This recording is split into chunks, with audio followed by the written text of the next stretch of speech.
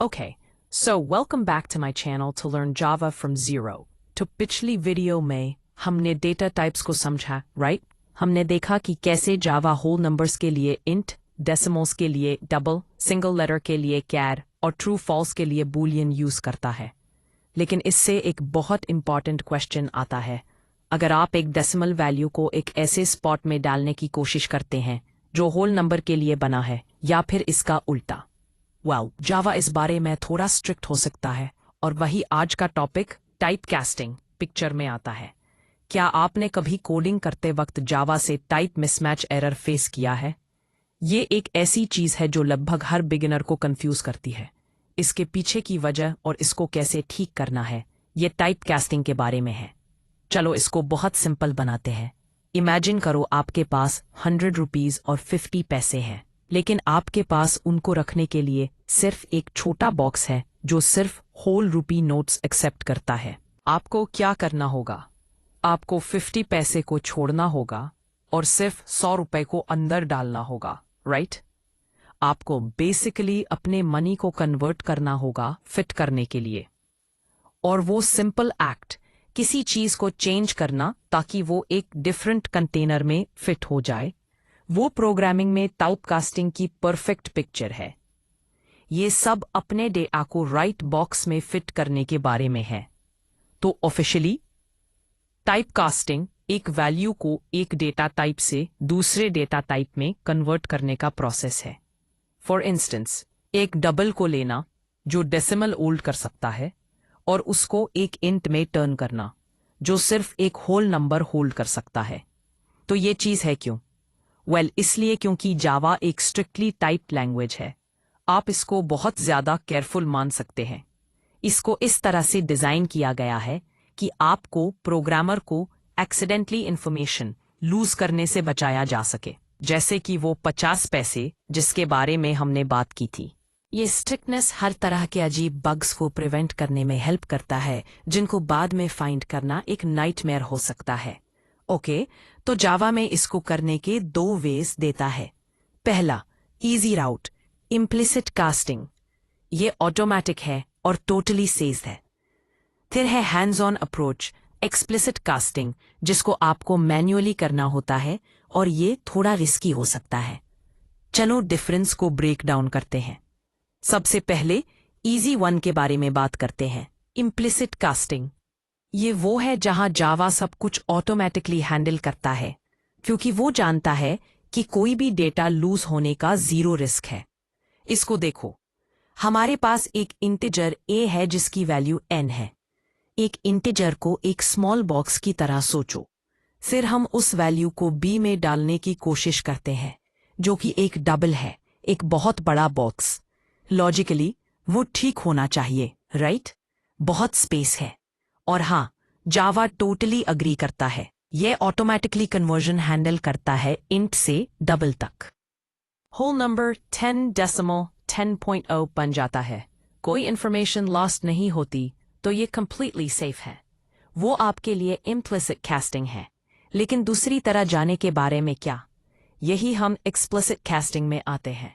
यही आप जावा को लिटरली बोलते हैं, हे, मुझे पता है कि मैं यहाँ क्या कर रहा हूँ और मैं पोटेंशियल रिस्क से ओके हूं। तो चलो इसको फ्लिप करते हैं। हमारे पास एक डबल है जिसका नाम x है और जिसकी वैल्यू 10.9 है। हम इस बड़े ज्यादा कॉम्प्लेक्स डेसिमल वैल्यू को एक छोटे सिंपल इंटिजर बॉक्स में स्क्वीज करने की कोशिश कर रहे हैं। जावा आपको ये एक्सीडेंट से नहीं करने देगा। आपको इसको फोर्स करना होगा, इंट को वेरिएबल के फ्रंट में टाइप करके। आप मैन्युअली उसको कास्ट बनाने के लिए बोल रहे हैं। और यही कैच है, जब हम 10.9 को एक इंटिजर में फोर्स करते हैं तो डेसिमल पार्ट, वो 0.9, वो जस्ट चॉप हो जाता है। वो राउंड नहीं होता, वो जस्ट गायब हो जाता है। उसे हमारा क्या मतलब है डेटा लॉस से?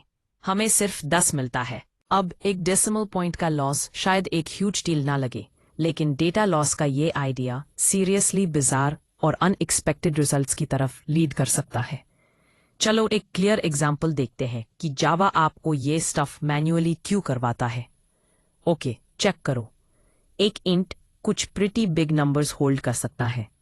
दूसरी तरफ एक बाइट टाइनी है, वो सिर्फ -132 से -132 तक वैल्यूज होल्ड कर सकता है। तो हम यहाँ 130 नंबर को बाइट वेरिएबल में फोर्स करने की कोशिश कर रहे हैं। तो आपको क्या लगता है? एक गेस लगाओ, बी की वैल्यू क्या होने वाली है जब हम इसे करेंगे? क्या ये 132 होने वाला है मैक्सिमम? क्या प्रोग्राम क्रैश होगा? क्या होता है? आंसर है -132। I know right what? हमें 130 से नेगेटिव नंबर कैसे मिला? ये वो है जो होता है जब डेटा ओवरफ्लो होता है। बाइट टाइप 130 को हैंडल नहीं कर सकता, तो वो रैप अराउंड करता है। इसको क्लॉक की तरह सोचो, जब आप 12 से आगे जाते हैं तो आप 1 से फिर रीस्टार्ट करते हैं। एक बाइट के लिए जब आप मैक्स 127 से आगे जाते हैं तो आप पूरा मिनिमम -128 में रैप करते हैं और काउंटिंग जारी रखते हैं। तो 128 में 128 बन जाता है, 151, 122, 133 बन जाता है और 130, 126 बन जाता है।